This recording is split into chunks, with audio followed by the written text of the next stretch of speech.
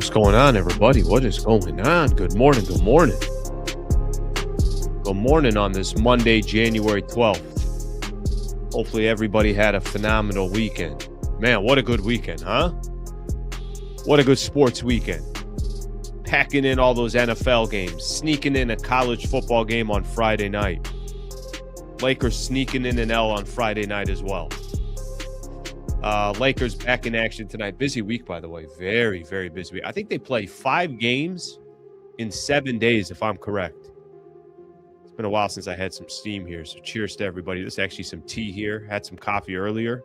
Switching it up to tea. Hopefully everybody had a good weekend, like I mentioned. Got a fun show lined up for everybody today. Thank you very much for being here. Appreciate you guys hanging out on the channel, hanging out on the show. We got a lot to catch up on. It doesn't go, I don't typically go 2 full days without doing any content. I went 2 full days without doing any content. We did some content on Friday night, and then there was no other content until today. And like I said, a really busy week coming up, so I'm looking forward to sharing a lot of my time with you guys and breaking down some Lakers and some NBA basketball. All right, I'm going to give everyone a quick rundown what we got going on for the show today. We do have a guest today, so we'll have a guest joining us in about 15 minutes, and then we'll go from there. As always, encourage everybody, thoughts, comments. You want to help out with some topics, something that you think is interesting for the entire group, please feel free to put it in the comments. Always enjoy looking at everybody's opinion.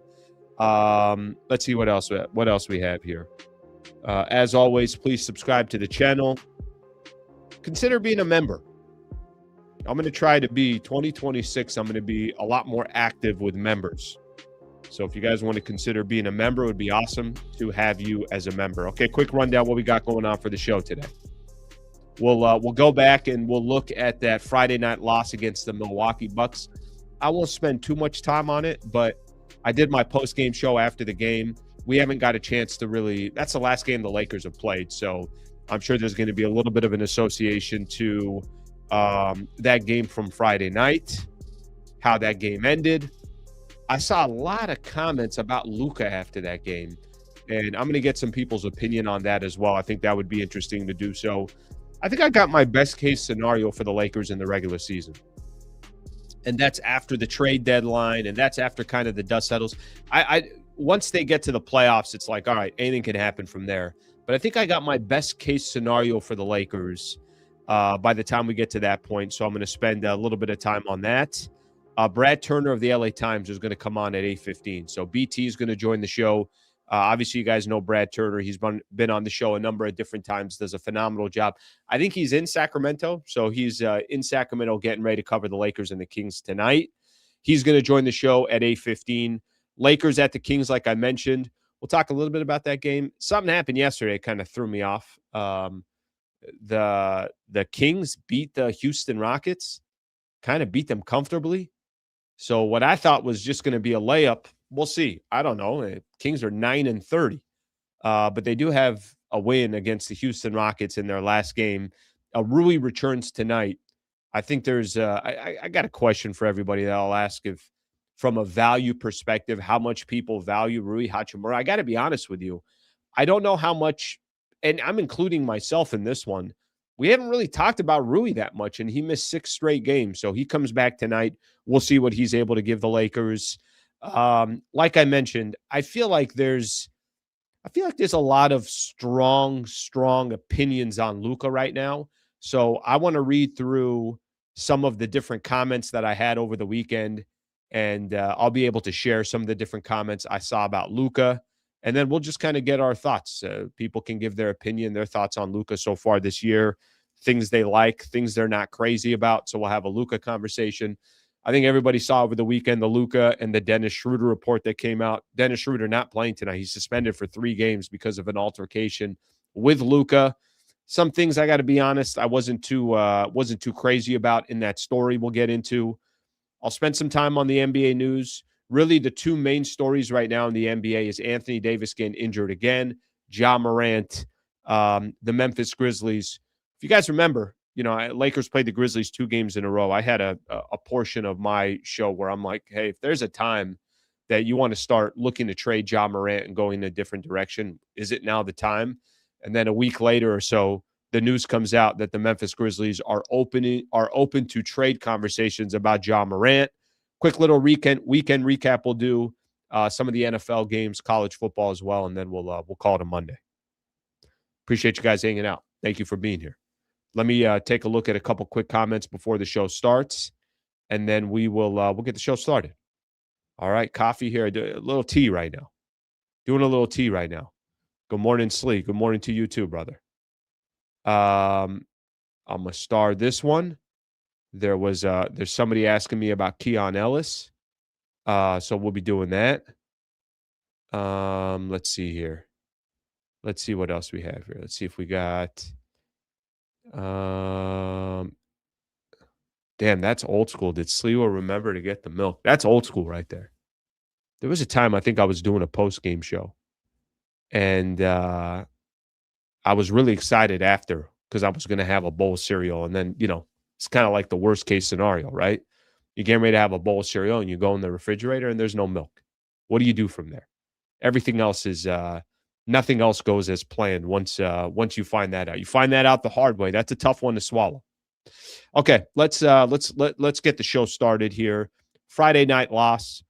Lakers lose to the Milwaukee Bucks. So we obviously knew Lakers. I mentioned this on Friday, and I really, really wasn't trying to make too big of a deal. Wasn't trying to be overly dramatic. None of that stuff.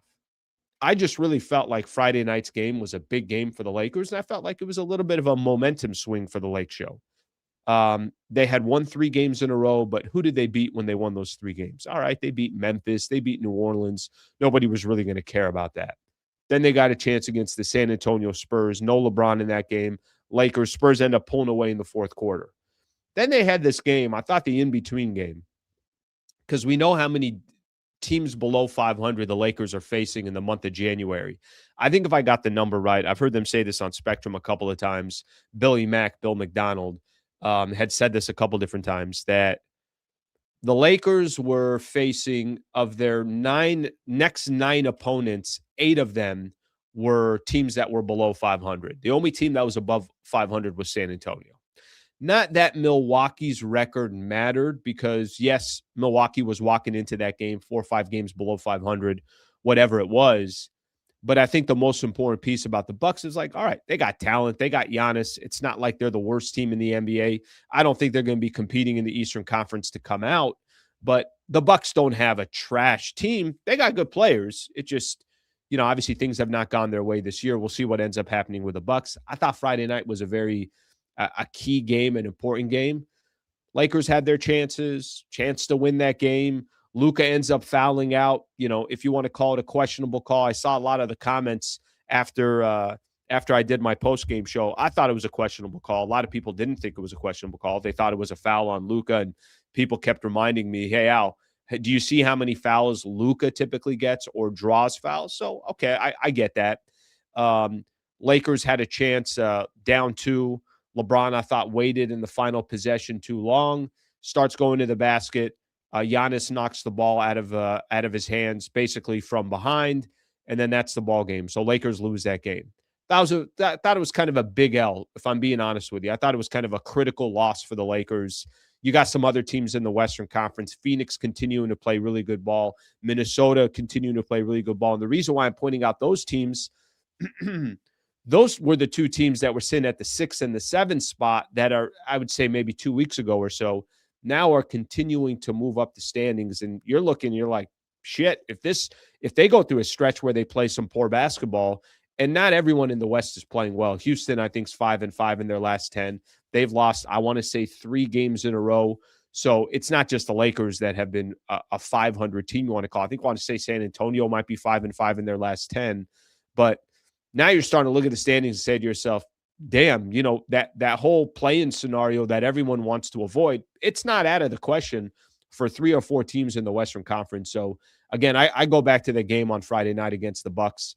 Missed opportunity, took a 4-point lead late. Lakers couldn't hold on, and that's how the game ended. I think I figured out what the best case scenario is for me with the Lakers in the regular season. I was thinking about this last night, prepping for the show, putting some notes together for the show.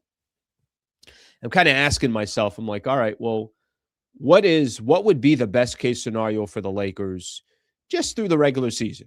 I'm not, we don't have to look into the playoffs. Anything can happen in the playoffs. You get a good matchup, maybe there's a run that goes your way. You get a bad matchup, and maybe, you're out in the first round, whatever the case is.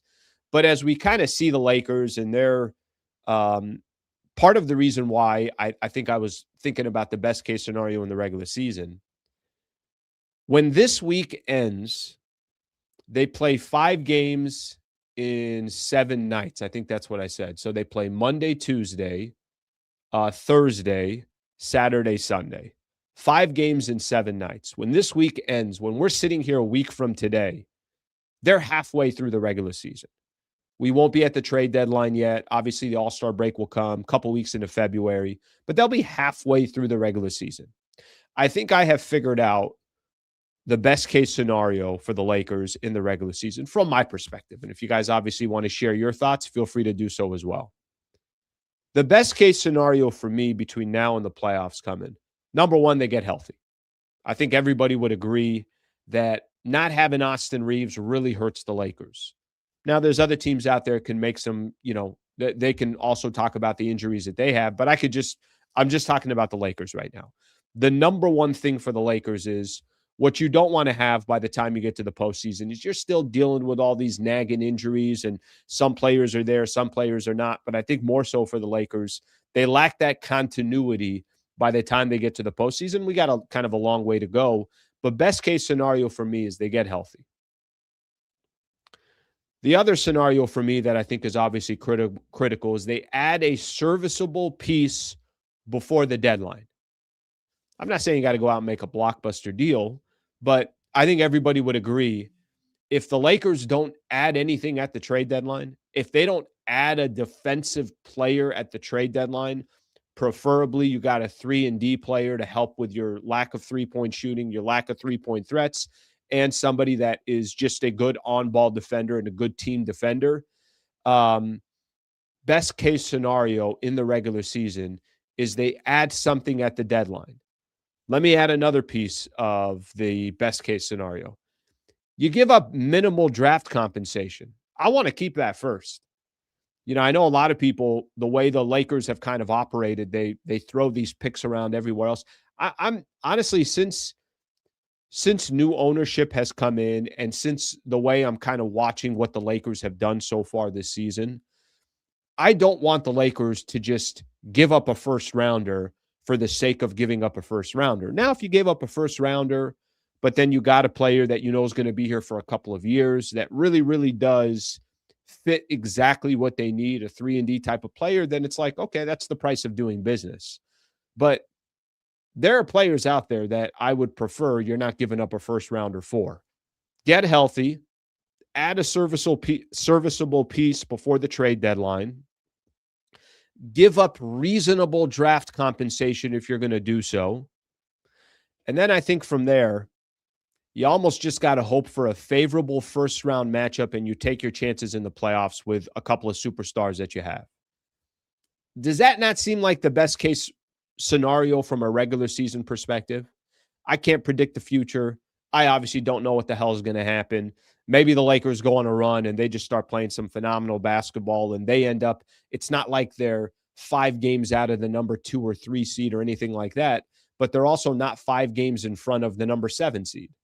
So they're kind of in an interesting spot. And I think as the Western Conference continues to settle here, where everybody kind of have a good idea what each team is, what their identity looks like, all that stuff, once you have a better idea of what all these teams look like, the Lakers can kind of sway one way or the other. Maybe sway closer to the 7 than they do the 2. But if we're just paying attention to the rest of the regular season, that's kind of what you got to hope for. Role players get healthy. Role players start being a little bit more consistent. And then the 3 stars for the Lakers between Luka, AR, and LeBron are obviously doing some work. And we'll see if the Lakers are able to do that and put together a little bit of consistency. And I think that portion has been a little bit more difficult for the Lakers as of late. The consistency hasn't exactly been there. Okay, shout out to Brad Wallace and the Wallace firm. Of course, our official injury attorney here of the show. I'm going to share my screen here with everybody. If you've never been to the website, I hope you don't have to go to the website, but we created a URL, wallacewins.com/Sliwa. So obviously doing this just for the show and just for the channel. Injury attorneys that can help anybody in the state of California. One of the best in the business. Maybe you don't see them out there with billboard after billboard when you're driving, but that's not his style. More just rolls up his sleeve, Brad Wallace and the Wallace firm, and they do everything they can to represent their clients. This is a really, really easy way to get a free consultation. Put in your information, type of accident that caused you an injury, any case details that you want to put in there. They'll get back to you. They'll talk to you, him and his team. I like this part here at the end. When the stakes high, experience match, start your free case evaluation today. So Brad Wallace and the Wallace firm, you guys have seen Brad on the channel before. Obviously a big Laker fan as well and doing everything he can to support the channel. wallacewins.com/Sliwa, wallacewins.com/Sliwa. Shout out to Brad Wallace and the Wallace firm for being a partner here. Okay, let's go. I'm going to read a couple of comments here, and then Brad Turner will join here probably in the next couple of minutes or so. Let's see what we have, and we can go from there. Let's see what we got here. Got a few of these all going at once, so I'm going to try to read this. You know what? Here's what I'm seeing. I'm seeing a lot of people that definitely want to talk about Luka, and we're going to get into Luka. Don't worry about that. And specifically a little bit later in the show, and I'll bring this up for Brad Turner as well when we start talking about Luka. I want to say for the first time, not to say that people haven't been critical about Luka before, but I felt like after that loss to the Milwaukee Bucks on Friday night, I felt it more. I felt it. It was louder than usual, some of that noise around Luka Doncic. And yes, he had a bad game, but I think it's a good idea to have kind of an overall conversation of what we liked and maybe what we haven't liked so far from Luka as well. Okay, I mentioned BT. Brad Turner was going to be joining the show from the LA Times. Shout out to BT. BT, good morning. Alec, what's going on, man? How are you doing? Well, you know, I'm in Sacktown. Yep. It's a little cold up here. I got the sniffles going on. I got it. Yeah, just a little bit. But I didn't do anything. Nothing but eat and sleep. Okay, then that's. By the way, I'm assuming here on top of that, you probably also had a lot of football mixed into the mix there. You can kind of relax. You and I ran into each other. We saw each other on Saturday morning. Yes. And I'm not typically a morning guy when it comes to the gym, but you know, I'm looking over there and I'm like, what is this guy training for a marathon here? BT, you were getting it in on Saturday morning. Hey, let me tell you what, Alan, when you deal with the Lakers, you got to cover them. You got to be in shape physically before you can be in shape mentally. There you go. Because, man, it's a lot to deal with over there these days. Well, okay, let's start with this. By the way, you know, I know you guys have seen, of course, you've seen BT's work over the years, but covers the Lakers for the LA Times. If you got any questions directly you want to ask BT, just put them in the comments. I'll try to highlight a couple of these as we go through. Okay, BT, you know, it's funny. As I look at the Lakers, I've had a difficult time, and I think things are kind of coming back into scope here. But when I look at them in the Western Conference, and it's not that every team is just excelling in the West. They're not. There's a lot of teams kind of up and down, you know, teams that you thought yesterday is a great example. The Rockets lose to the Sacramento Kings. They've lost 3 games in a row. Denver loses, you know, Jokic, but they're still kind of keeping their head above water. They're still winning some games. I know they won last night as well. I think they beat Milwaukee. What do you make of the Lakers in the scope of the West? So kind of maybe take them away from just what you're seeing day to day, but how they're competing, where they're sitting in the Western Conference. How do you feel where they are? You know, I think as we speak, they're 5th in the West without having played a game the last 2 days. You have to always keep in mind that when the season started, there was uncertainty about how good they could be. And for a long time, they were really, really good, playing well without LeBron James. Now they don't have Austin Reeves. He's still out. There's a good chance that Rui Hachimura comes back tonight against the Kings. So injuries have played a role in this. Having a bunch of new players have played a role in this. I think JJ is starting to kind of get settled in on his coaching style and what he wants to do and what he wants out of this team. But that they're in fifth place, I think when you look at the big picture, they may be at a higher level than I thought they would be. I wasn't quite sure where they would place. I thought they would be a top 16 to maybe 7 or 8. But being in 5, I think is a good place for them. Obviously, we expect more and want more, but I think being in the 5th place, considering LeBron James missed so many games to start the season, Austin Reeves is still out, Luka's missed a few games, Rui's missed some games. When you throw all that into the pressure cooker, I think they're doing pretty good. When you see them go up against some of the what have you noticed when they play some of the elite competition? How much does that portion concern you? Because I think what they have been able to do is obviously take advantage of a lot of these teams below 500, Right. which I don't undervalue. I think listen, to have a good record, you need a great record versus the teams that are below 500. But when you see them going up against the elite, what are some things that concern you? What are some things that maybe give you some hope? The number one thing that concerns me is their defense. They just don't play consistent enough 1 through 5. Luka is gotten better, but better is not good enough. LeBron James is 41 years old. We really shouldn't expect him to play like he was 31 because he can't do that anymore. When Austin was on the court, he tries hard on defense, but he's not known to be a really good defender in the NBA. We're still trying to figure out if Deandre Ayton will be more consistent throughout the course of a game, throughout the course of a season. So defense is one thing that concerns me. The other thing is the Lakers are slow. They're one of the slowest teams in the NBA. And whenever you talk to coaches or scouts, they always tell you that the best way to get easy points is fast break points. And if you can get those, then it gives you a chance to score a little bit more. Now, their strength is that they have Luka Doncic, who leads the league in scoring. They have LeBron James, who's still the force in the league. The Lakers can score against anyone. But you go back to defense again, can they stop teams when it's needed? They do have Marcus Smart. Jared Vanderbilt is playing more, and he's played well for them. He has improved his three-point shooting, so it gets him on the court. But until the defense becomes just consistent throughout, it's always going to be about the offense. And there'll be nights where you just can't score enough points. BT, how do you balance this? Because I think, we all know that there is a whole new chapter for the Lakers that's starting sooner than later. Who knows what happens with LeBron by the time this season's done. And maybe even just LeBron knows, or maybe he doesn't even know yet. But you got this deadline coming up. And you mentioned how the Lakers you don't have enough defense to really, really say you've been covering the NBA for X amount of years. There aren't too many teams that are going to be taken seriously come postseason if you're 20th to 25th in team defense, right? That's not exactly that's not a recipe for success that championship teams have.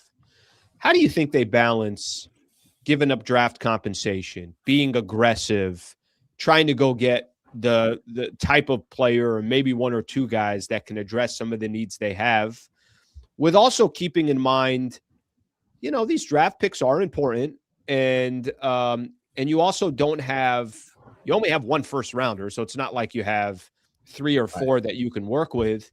How do you think the front office manages this next, let's call it 3 weeks or so?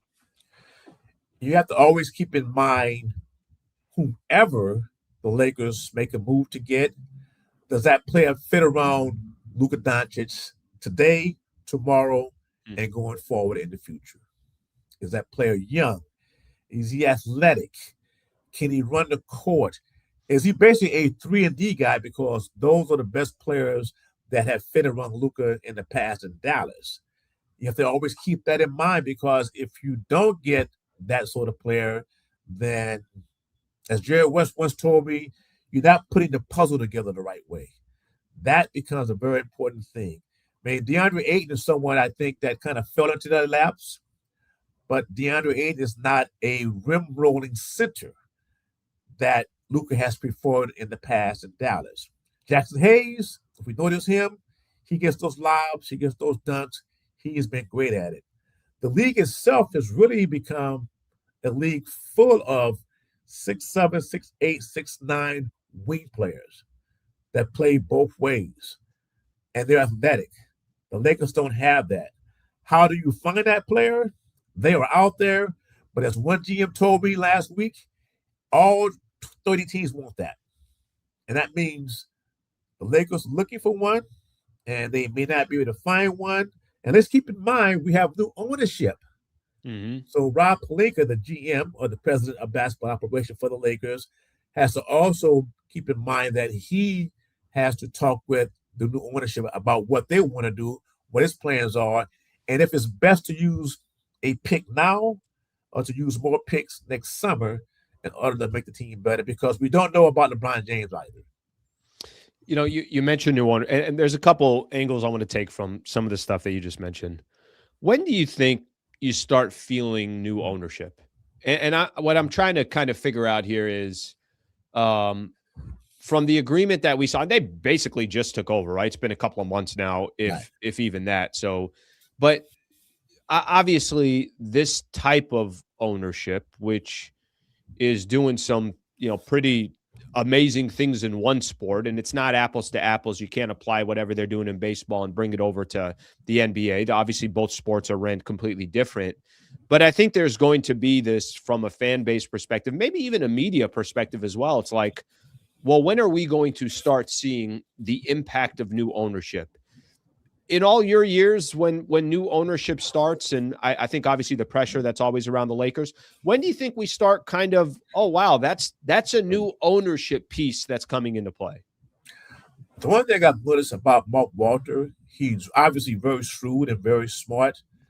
So I think he takes his time to evaluate what's going on. I would venture to say when the Lakers start adding more people in the infrastructure in the front office, that's when we'll know that they have put their fingerprints over this. Based on what I understand, the Lakers have one of the smartest front offices in the NBA. You need help. You need people that are smart, that are vibrant, that understand the game of basketball, that work hard, that understand scouting, that are willing to go out and find an Austin Reeves. The Lakers have been good at doing that, very good at doing that, to be honest. But you just, Rob needs help to bounce ideas off of, whether you debate those ideas, argue those ideas, and you come to a conclusion. So I do believe that once we hear they have hired an assistant general manager, or they've hired someone to be more involved in scouting, then that's when we know they would have put their fingerprints on the Lakers. I'm with you on that. I'm waiting for that, because I do think it's one of the conversations I've had on the channel that the way they'll be able to really put their imprints on the franchise is when you hear like, damn, they went out and got that scout from that team, right, and he's one of the best in the business. Or, obviously the Lakers right now, they have a president of basketball operations and a general manager in Rob Pelinka. Maybe there's somebody that slots into that GM role, or as you mentioned, assistant GM. And I hope that comes sooner than later, because I do think that you could never have too many bright minds in the room that are obviously all trying to figure out the next chapter for the Lakers. And obviously that's going to be a very, very important piece. Let me ask you a question about what do you want from Deandre Ayton the rest of this season? Because I think there were a lot of people that were high on the beginning and the start, and we all kind of had this conversation in the offseason was this is a very important season for Deandre Ayton. This will kind of dictate potentially what the next couple of years are going to look like for him. These last couple of weeks, I got to be honest, it's kind of really thrown me back, and maybe it's thrown you back as well. Doesn't seem like the same player. What would you like to see from Deandre Ayton in the regular season before we even get to the postseason? Just what is it day to day that you want to see from him? What we're seeing now is what I have been told by his former coaches, scouts, that we would see. You're going to get 10, 12 really, really good to great games out of him. And then there'll be a stretch where there'll be 4 or 5 games where you're wondering, where is that same player? To his credit, he mentioned, and he wasn't taking a shot, that he needs to get the ball. And as a center, as a big man, if your guards or weak players don't pass you the ball, then you can't find that success. Now, his head coach, J.J. Redick, mentioned last week in New Orleans, there are certain things he can do better to get the ball, set better screens, roll better, be in the right spots when sometimes he hasn't been. But I just want to see the energy and the effort out of him. And because of the way he plays, he just doesn't seem to show that all the time, consistently. Like, I become a fan because I was kind of critical of him early on, but I will admit that I do like him. I like talking to him. And I think he does have some skills that they can use with the Lakers, but it's just the energy and effort. If he's not getting the basketball, then set better screens. If he's not getting shots, then crash offensive boards, get a rebound. If that doesn't work, get back on defense. But do things like that. There are things he can do to help himself and help the Lakers. And two of those things will be rebounding and playing really good defense. BT, is his game, is it too dictated on just he's more involved? Once he's more involved, he'll give you some of that stuff. And I hate to say that because, I think where Deandre Ayton is going to have the most success with the Lakers and potentially get another contract if it's not with the Lake Show and continue his career in the league is if he can be a real asset without running a play for him. But do you feel like if they're not getting him the ball, that energy is lost? I've heard Worthy say this a couple of times during some of the post-game broadcasts is you got to get him involved because if you don't, you might lose him. Is there a little bit of like, well, we have to do this in order to get that? Well, I covered Shaq. The big fella will always remind you, you got to feed the big fella. Give him some peanuts so he can go out there and perform for you. JJ did mention that any player, and especially big guys, want to feel the ball. They want to touch the ball. You just can't keep having that player run up and down the court all the time. And in the case of Deandre, yes, he needs more touches. And I thought back to the game in New Orleans. The very first play of the game, Deandre threw a lob to LeBron James for a dunk. Beautiful play. So he was involved. The second play of the game, LeBron throws a lob to DA, and he gets the dunk. Well, Deandre Ayton had a very good game against the Pelicans. I think he had a double-double, or close to it. So getting him involved, I think, early is good. But the flip side to that is Luka Doncic leads the NBA in scoring in the first quarter. He's aggressive. He goes in, he can score on anyone. So how do you kind of balance those two things? So it's an interesting dynamic. But again, I just go back to what James Worthy said, that yes, we need to get the ball. The Lakers have to get the ball to keep him engaged, to keep him looking forward to playing the game the right way. One last thing on that. One player that does look for him is Marcus Smart. And Marcus sit next to each other in the locker room. But I have noticed Marcus has been more than willing to have DA post up some more, to get the ball, to be a force in the middle. He would pass the ball to him, DA would pass it back out, and Marcus would pass the ball right back inside to Deandre Ayton. That needs to be done, I think, just a little bit more often. Yeah, I think what you said about Luka, I've had a lot of listeners tell me that what you just said about the first quarter, which I think is a good observation, right? Where people say, and like you just mentioned, Luka can get any shot he wants at any time. And there's most nights, obviously Luka's going to be excellent. And he's going to have some nights where it's not all that efficient, like the game on Friday. But do you think the Lakers are better off with Luka to start games, maybe that first 12 minutes? Let me get everybody else in a rhythm because I can get mine at any time. And I could do, when the game is over, Luka's going to have his 30 and change and his 9 and his 10 or whatever those numbers are. But is there something to that of, because these role players are so dependent on Luka, is there a strategy there that you think makes sense to start games? I always say, let Luka be Luka. Mm-hmm. If that means scoring 12, 14, 15 points in the first quarter, then that's the case. If that means him passing the ball to teammates, because he will pass the ball to open teammates, you just can't, I think, sort of design what's going to happen, because the defense sometimes dictates that. The way you plan dictates that. The way you feel, the way your teammates may be feeling. They may have a cold. They may be a little bit slower. Who knows what's going on? You just can't tell Luka, get the ball inside Deandre Ayton. Pass the ball to the wing to LeBron James. You have to let him play the game the way he feels the game, because he is so great. He's so dynamic. He knows what to do, and he knows when to do it. So you just have to play the game the right way, and he is smart enough to do that. All right. I mentioned this a little bit earlier, that if you got any questions here for BT, throw them in, and we'll look at a couple of them together. BT, I got one here. Uh-huh. Now, I'm trying to figure out, who are they going after here? Who are they going after? But that's okay. I'm going to ask you this question. This one says, BT, seems at times media tiptoes around JJ,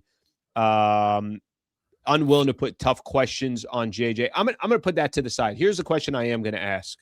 If you can be critical about JJ Redick, some of the things that you've noticed now for a year and a half of JJ Redick, give me some things that you love about his coaching style. Give me some things that he'll need to adjust as he continues his coaching career.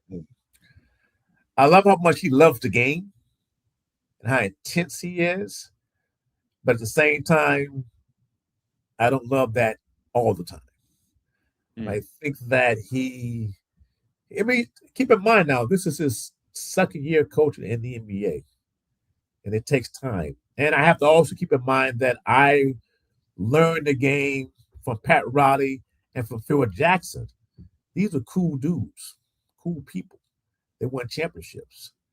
JJ is someone I think he's still learning about himself as a coach. He's gotten better at it. I mean, he is deep into it. He believes it. He loves it. He thinks that, nothing else matters but being, I think he uses the word, a sicko about the game of basketball, which can be good. But the intensity sometimes, I wonder if it weighs him down and he's not able to think things all the way through. Very intelligent person. I covered him when he played for the Clippers 3 or 4 years. I was around him, and I know how bright he is. But just because you're a smart person and you're very intellectual and very intelligent, does that mean you're going to be a really good coach or a great coach? It's going to be, and I think, one of the things that probably sticks out for a lot of people in his first year was the playoff series against Minnesota. Yeah. Did he make enough adjustments? The game where he never made a substitution in the second half, which has never happened in NBA history. So I think in playoff history, I think people are going to be waiting for when that moment comes. Final one I got for you, BT, and as always, appreciate your time, brother, joining the show and everything else. I want to just get your thoughts on the Anthony Davis situation, because you covered AD for a number of years. And, I think one of the biggest stories right now around the NBA is Anthony Davis, the injuries and back at it again, facing another kind of dilemma. And this is before even the injury. There was already talk about the Mavs looking to potentially shop him. We're not even 1 year into that trade. What do you make? You got a lot of history and time covering Anthony Davis. What do you make of kind of where he is in his career and what happens moving forward? Man, when he's healthy, he is one of the best players in the NBA. But the key word always goes back to his health. Now AD has a hand injury, which now means that it's difficult to try to trade him. On top of his age, on top of his salary, on top of him wanting an extension. You start to wonder, is he brittle? Why can't he stay healthy all the time? And when he does stay healthy, why can't we get that player all the time? because he is a talent, man. I mean, he can do everything you want a big man to do and then some. Dallas has big decisions to make, which is interesting to me because he was the centerpiece of the deal for Luka Doncic with the Mm-hmm. Lakers. And as you said, in less than a year, he could be moved on. What are they doing in Dallas? That's one of my questions. What are they doing? What are they trying to accomplish with that team? I guess I don't cover them, so it's too bad that this is the role that they're talking about. And from what it sounds like, AD and his agent Rich Paul are willing to move. They're willing to go somewhere else. But are they willing to go somewhere else because they want a better place to play, or because they want to be assured of getting a contract extension? And it's about the money. That's the question I have for them. Yeah, that's wild that we're not even, 1 year into that trade. And the centerpiece of that trade that went back to the Dallas Mavericks, they are openly like, yeah, we'll do business to try to move on from him. I don't know what. Imagine if they didn't get the number 1 pick. I mean, imagine they got so fortunate that they got Cooper Flagg. I mean, I don't even have a scenario of what that looks like if they didn't get Cooper Flagg in that 1-2% chance or whatever it was. BT, I know you're in Sacramento. Lakers and the Kings tonight. As always, brother, thank you very much for coming on the show. Safe travels back to LA. What are they back? They're back tomorrow against Atlanta. Tomorrow night. Yes. Yeah, it's gonna be quick here. Looking forward to that, but I'm not looking forward to one thing. What's that? Seeing Michael Thompson tonight. I'm sure you'll tell him. I'm sure you'll tell him that. I will. BT, thank you, brother. I appreciate the time. All right, that is Brad Turner right there. All right, BT, that's great stuff right there. I for me, a few things stand out. The AD stuff I'll get into in just a little bit, so we'll come back to some of that Anthony Davis stuff. But for me, the Luka conversation, I think to me is that is becoming a more and more interesting conversation. I think there's a lot of people that have an opinion on some of Luka's game, strengths, weaknesses, whatever the case is. So let's make that our next topic. I want to spend some time talking about Luka, and if you want some, if you want to put in some of the comments here, I think now is the time to do it. But the Luka conversation, I see there a lot of people complaining about Luka, or there's a lot of complaining around Luka, and I noticed it a lot after that game on Friday night. What do some of the fans think of Luka so far this season? Give me the good, give me the bad. Obviously, keep in mind, yes, we know some of his strengths, we know some of his weaknesses, but I think that's a good conversation to have. So why don't you guys throw some of that in the comments, and then I could start looking at it as I give my opinion as well. Before I do so, let's give a shout out to another one of our brand new partners, Harris Resort SoCal. So I've talked about this. We've had the conversation, and I'm going straight to the entertainment side of things. I want you guys to kind of see some of the different stuff that they have going on over at the resort. So Harris SoCal, to kind of book your getaway. They're located out here in Southern California. This is the event I'm trying to get to. Andrew Santino, one of the funniest comedians, got a really good podcast as well. He's coming to Harris on January 30th. Another good comedian here, Bert Kreischer, is coming as well to the casino a little bit later down the road. Here's the best thing about Harris Resort. It's one of the best resorts in all of Southern California. It's probably within an hour to 2 hours, depending on where you are in SoCal, that you can get there. You could see kind of in the background here, I'm showing you some of the rooms if you're watching this live on YouTube or recorded later. Beautiful rolling hills located in North San Diego in the Palomar Mountains. I think they have one of the best restaurants in all of Southern California, Gordon Ramsay's Hell's Kitchen. So you could see it right here, see a little bit of their cuisine right here as well if you're watching it again on video. Just go to harrissocal.com to book your next getaway. And I'm getting pretty close here to having a special offer for our listeners. If you ever want to go out there or get away or take the family or whatever the case is, we'll have an offer coming here pretty soon that I'll be able to offer with anybody with one of our special codes. So harrissocal.com is where you go to book your next getaway. Shout out to them. All right, let's talk Luka here. When the game ended on Friday night, there was what I thought was a lot of finger pointing towards Luka. And Luka didn't have a good game, so nobody's here trying to, my defense towards Luka. I'm going to be honest about some things that I love about Luka and some things that frustrate me about Luka. But Luka had a bad night. So maybe it was just convenient for everyone to say, hey, Luka's not playing well. I don't like his style. How come he's not getting more people involved? Too many turnovers, can't play defense. Can you win with a guy like that? All the different scenarios that come in when there is instant reaction after a game where people are frustrated, it's a loss, and everybody wants to give their opinion on it. Luka on Friday night was 8 of 25 from the field, struggled from the free throw line. He's kind of known for having a handful of turnovers, ends up fouling out in the game, constantly complaining to the referees. Let me kind of explain just my quick thoughts on Luka, and then I'm going to read some of the comments here and I hope you guys do this. Just give me, hopefully some juice in regards to the conversation about Luka so we can have this conversation together.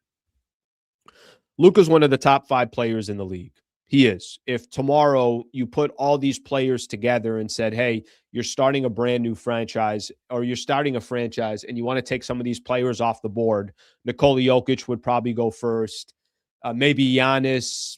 I'm just throwing names out there. Maybe Jokic, maybe Shai Gilgeous, maybe Anthony Edwards, maybe Jason Tatum if he's healthy. Go down the list of some of the different, obviously big-time names here in the NBA. Luka's not going very far. You're not getting to number 5 without saying, okay, I'll take Luka if you're going to take Jokic, or I'll take Luka if you're going to take Shai and Jokic, whatever the case is. Luka comes to the Lakers and instantly, obviously what the expectation for this team and what the next chapter is going to look like, all of that kind of is starting to get figured out. At the same time, I think people are also exposed to a type of player. When you watch a player night in and night out, you start looking at a player and you start seeing some of his flaws, his strengths, and his weaknesses. That's no different than when Kobe was a Laker. It's no different than LeBron's time as a Laker, Anthony Davis's time as a Laker. Let me use AD as a good example. How many different nights were people bitching and complaining about Anthony Davis? Happened all the time. And that's not to say that AD wasn't a top 10 player in the league, arguably the best two-way player in the NBA. LeBron, you don't even have to look at LeBron at 41. Go look at LeBron at 36, 37 years old with the Lakers. People were complaining about LeBron. They don't like this. They don't like that. Maybe it's more of a personality they didn't like. But nonetheless, every single player that is your franchise player gets treated a different way. When they play well, you don't give them that much credit. When they play bad, those microphones are as loud as they can possibly get. Just comes with the territory. You expect Luka every single night. Give me 30, 9, and 9. And when you do that, I'm going to probably talk about Marcus Smart hitting some threes or Vando playing some good defense. I'm not even going to spend that much time talking about Luka. What I am noticing about Luka, and maybe sometimes it's just when something is going bad or something's going wrong, the microphone gets a little bit louder, and I'm talking about from a fan perspective. I feel like there's a lot of complaining around Luka right now. So I'm happy to look at some of the comments and the thoughts and the conversation about why people are either frustrated with Luka or not. I will tell you this. I will tell you that we will not see the best version of Luka Doncic and really what he brings to the table until this team and this front office absolutely dissects every single piece of the roster and builds around Luka. I don't think you're going to see the best version of Luka until that happens. Until you got dudes on the wings that are actually 3-point threats, I don't think you see the best version of Luka. Until you have dogs and defensive players that can work on both sides of the floor, I don't think you see the best version of Luka. Until you have a big that they can rely on and depend on a night in, night out basis, I don't think you see the best version of Luka. When we saw the best version of Luka so far in his career, the best version is when they put together the best team around him in Dallas. And when they did that, he surpassed expectations by getting to the Western Conference Finals, eventually getting to the NBA Finals, upsetting teams that, most didn't think Dallas were going to beat. I think the best version of Luka is yet to come. But I don't think you can truly get the best version of Luka Doncic until this roster complements Luka. Maybe that doesn't happen this year. Maybe it doesn't happen next year. But if you really want to be the franchise that you're trying to be and you have one of these top 5 players in the league, you have to be, the pieces have to match. The puzzle pieces have to match. And I think it's fair to say there's a lot of pieces right now on this Lakers roster that don't exactly all fit perfectly. Let me give you the areas that Luka's frustrating in. I get what BT was just saying about let Luka be Luka, but I do think there is something about his responsibility to trying to get everybody else involved early. When you're the quarterback, it's up to the quarterback to make sure everyone's eating. And I think there are a lot, and by the way, that's also up to the coaching staff, and it's not just on Luka's shoulders. I think there is a lot to, well, how can you make Ayton better? Or how can you make Jake LaRavia better? Or how can you make Vando or Marcus Smart better? Whether you like it or not, a lot of that's going to fall on the shoulders of Luka. The complaining of Luka, I hate it, but I hate it for anybody. I mean, I cannot tell you how much I hate when players bitch and complain to referees. Happens all the time. But there's some players that it feels like they just won't let things go. And for Luka, that's clearly been something that's been a part of his game. And I don't think that's going to go away. And it's wildly annoying to watch. And it's wildly annoying to see how it can affect his game. Sometimes it affects his game positively because he takes it personal. I remember the game on Friday. He didn't get a foul call, and he lost it. And next couple of possessions, he hits a 3, then he gets an and 1. And it's like certain things can hype him up. That area of his game is obviously very frustrating to watch. He's not perfect, but he's a top 5 player in the world, and Lakers are very fortunate to have him. The next step for the Lakers, build your freaking squad around him. Every single piece has to make sense around Luka, and hopefully that starts here sooner than later. Hopefully that starts at the trade deadline, because if they do go out there and they do trade a first rounder or they do trade some pieces, hopefully this is somebody that can be with the Lakers for a number of years. Now, that's if they trade a first rounder. If they're trading second rounders, then that part to me doesn't really matter. Okay, let me read some of the comments here.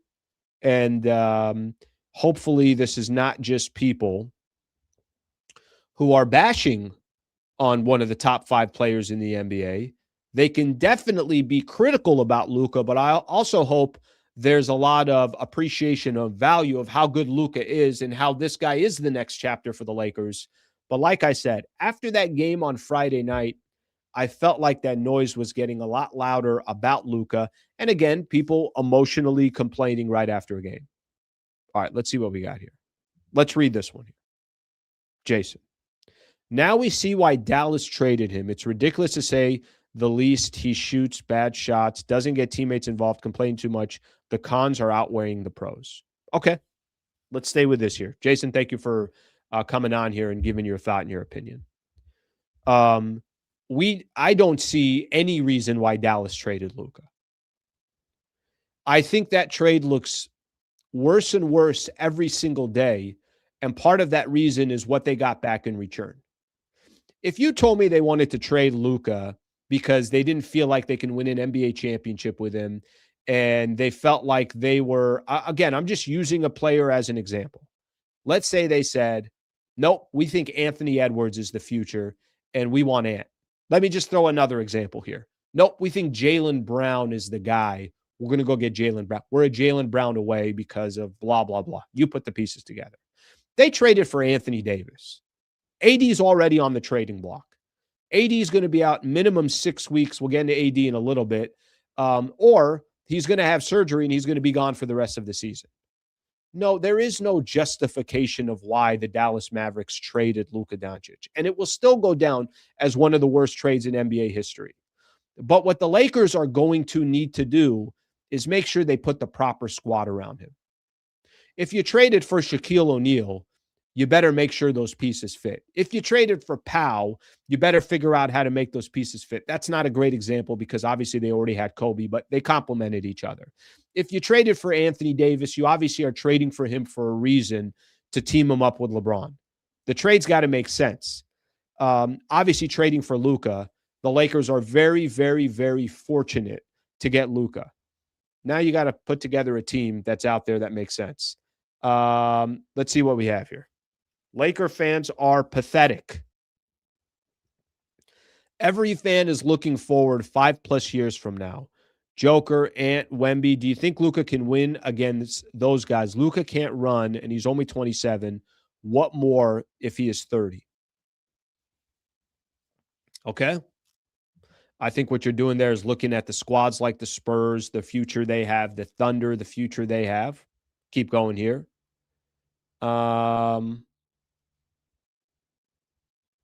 Let's see what we got here. Slee. That was only 1 year. It's not like Luka was making the finals every year. We can't keep holding on to that finals run 3 years ago. First off, the finals run was not this past season. It was the year before. So it's not 3 years ago. That finals run was a year and a half ago. Literally not this past season, the previous season, they were in the NBA finals. And I'm not trying to sit here and tell you that you hold on to that run forever. What I'm trying to tell you is at age 24, he was in the NBA finals. He's 26 now. So let's not make it sound like I'm talking about, I don't know, I'm trying to think of a team that got to the NBA finals. I don't know if you want to talk about Giannis 4 or 5 years ago or whatever the case is. That's a completely different story. All right, let's get a few more in here. I'm going to try to fast forward here. Luka is a great player, period. I agree with that. I definitely agree with that. And let's see what else we have here. Hey, Slee, best version of Luka is in Dallas, I believe. Listen, I can't argue that. You might be right. We could be sitting here a couple years from now and the Lakers never get close to the NBA finals. And they try to build around Luka, and maybe his body isn't holding up, or maybe the Thunder are just their future looks so much better and the Spurs look so much better and there's other teams and Minnesota's making a run. That could be the case. But what I will tell you is I'll take my chances if I'm a Laker fan around Luka. The reason why I kind of keep pushing when I talk to Kobe Price or I talk to Dave McMenamin or I talk to Brad Turner of the LA Times, the reason why I keep pushing of when are we going to start feeling new ownership's effect? Because I think it's on their back now and their shoulders now to say, okay, we got our guy. Well, we only have so much that we can do unless we got this team completely around him. I've said this before. His deficiencies on defense makes you have to make sure every piece that you bring in complements what he brings to the table. Because if that's not the case, you're going to have some troubles with Luka because he doesn't play on one side of the floor. So all these pieces got to make sense. I know I could sit here for an hour and just read some of these comments, but I definitely wanted to make sure that we kind of addressed it a little bit. I'm curious how people, because I that's the vibe that I'm getting. There's a lot of complaining around Luka right now. I don't think it's on Luka every single night. Now, I do think Luka, obviously, there's areas of his game he could play better. His shot selection, stop trying to draw fouls, stop bitching to the referees, get back on defense and do what you can. I'm not telling you that Luka's not perfect, but I think what I'm telling you is this. I'll read this comment here. This team is not built for Luka. Swap Luka with SGA and OKC's wins out for 5+ years. Rob needs to get to work once LeBron is gone. The point he's trying to make here is got to build around Luka. This roster is not around Luka. All right. I appreciate you guys chiming in there. Great comments. Thank you very much for doing that. I appreciate that very much. Luka's sad because family is in Slovenia. Thank you for the super brother. I appreciate that. Listen, obviously this is work. He's making some pretty good change. Family's going to be set for generations. Obviously there's some sacrifice that's made for any of these NBA players. But I don't think too many people are going to sympathize as well. I think they're going to say, all right, well, you're making a living, you're making great money, and Obviously, family will always come first, and however he balances that, he balances that. Okay, I got this. I'm going to come back to in a little bit because somebody was very, very, very kind to give out these MVP memberships. So towards the end of the show, I'm gonna come back to that, and we'll spend a little bit of time on that. All right, Lakers got the Kings tonight. So let me kind of really quick do a little bit of preview about the Lakers and the Kings. I got a topic about Rui, but I'm going to save that to tomorrow. There's just no need for me to get to it. Rui's back tonight. He's not on the status report. He's not on the injury report. So Rui comes back tonight. He missed 6 games for the Lakers. I do have a good topic about Rui and a good topic on Ayton. Let's wait till tomorrow after Lakers play the Sacramento Kings tonight, and I think we could have some of that conversation. We'll see how both of those guys perform. I did mention this, that the Sacramento Kings won last night. So let me try to find some of these details because I'm still confused of how they beat the Houston Rockets. They're only 9-30 on the season, but let's just take a quick look and who the hell played, who played well. I've got no idea. They put up 111. They won 111-98. And it looks like everybody played for the Rockets. KD is in there. Şengün is in there. Amen Thompson's in there. So I don't know what the hell the Rockets were doing. Sacramento last night, DeMar DeRozan double figures, Russ double figures, the whole starting lineup double figures, plus Malik Monk gave them 15. All right, maybe Sacramento just had one of those nights, but that's what the Lakers got tonight. And this just kind of shows you, I mean, I can't be doing a postgame show tonight where the Lakers don't win.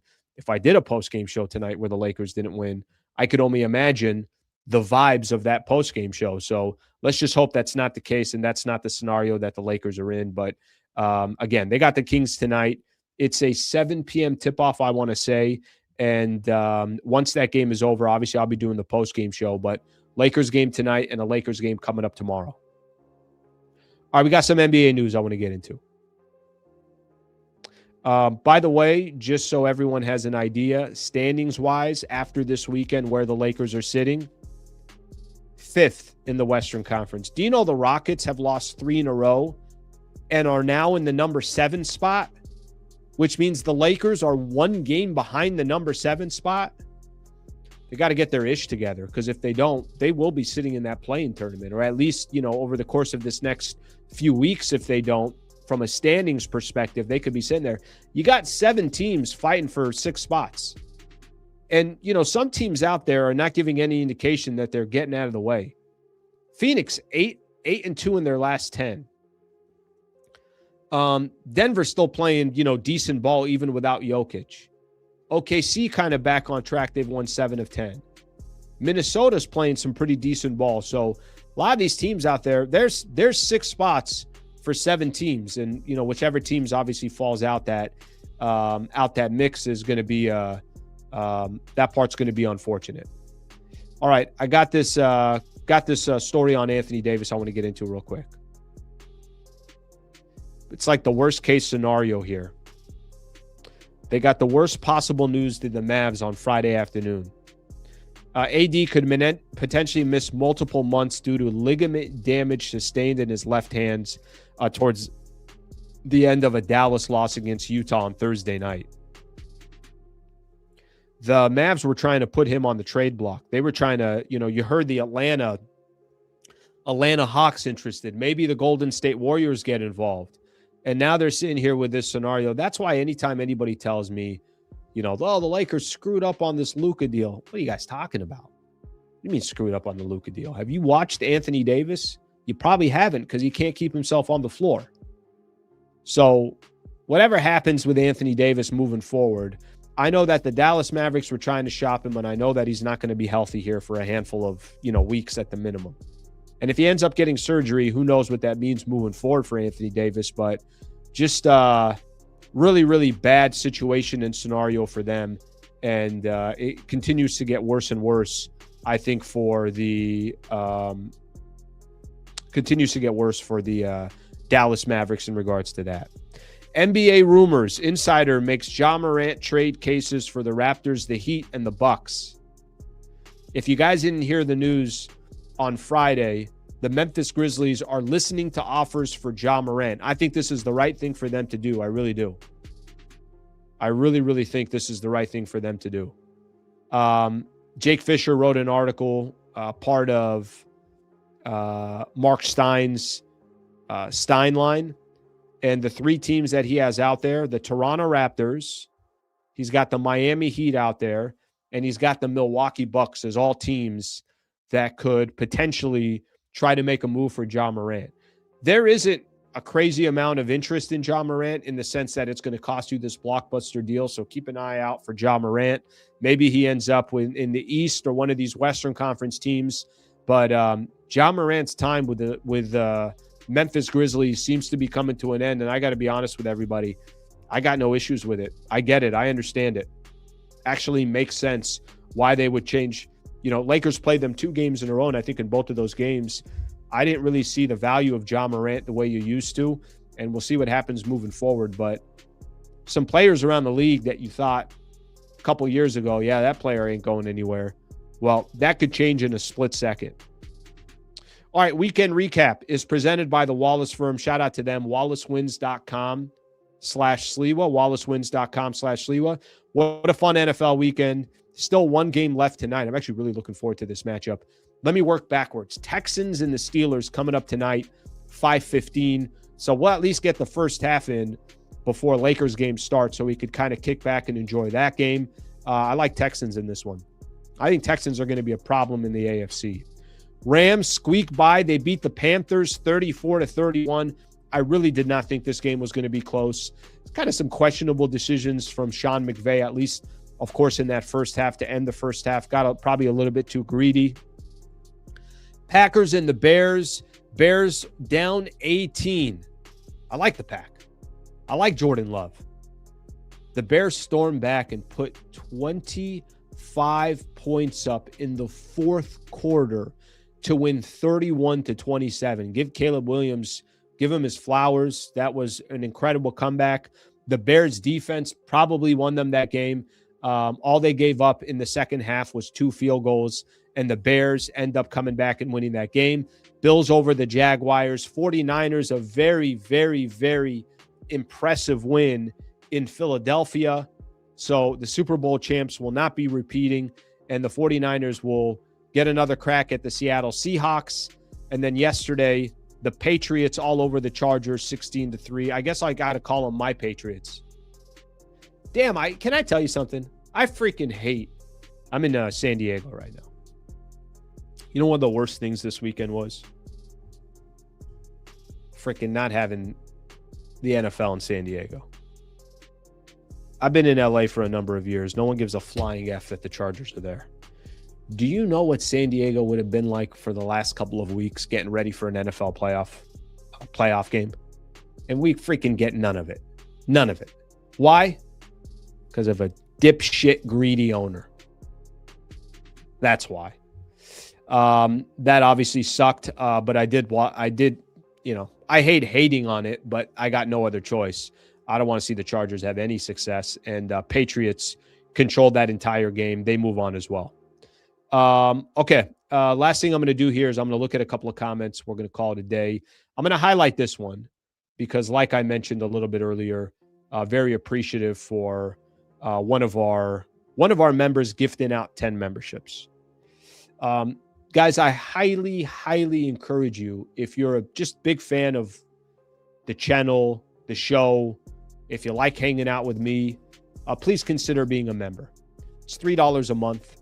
I'm going to put a lot more attention and focus on the memberships and really, really want to kind of have a more intimate experience with those who are members over the weekend. Just kind of random stuff. I'm at the gym, posted a photo, basically telling everybody, let's get to work this weekend. Yesterday was at my mom's house, some beautiful Middle Eastern food, posted some a picture of the food that we were eating for lunch.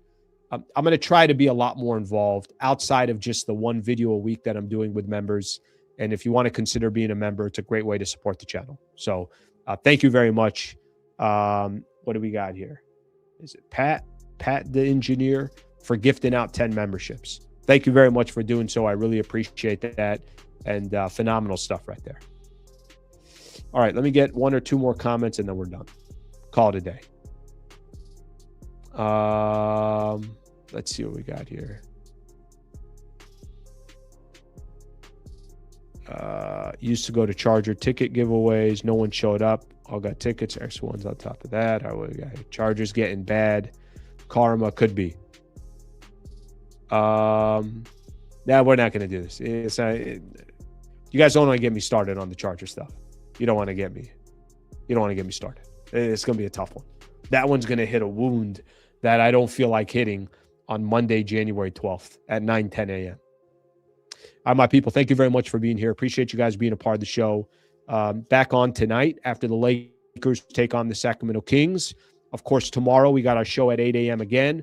So we'll be busy this week. Thank you for being here. Shout out again to all our partners. Shout out again for gifting out 10 memberships. Hope you guys have a great rest of your morning. And I'll see you guys tonight after the Lakers take on the Sacramento Kings. Appreciate it, everybody.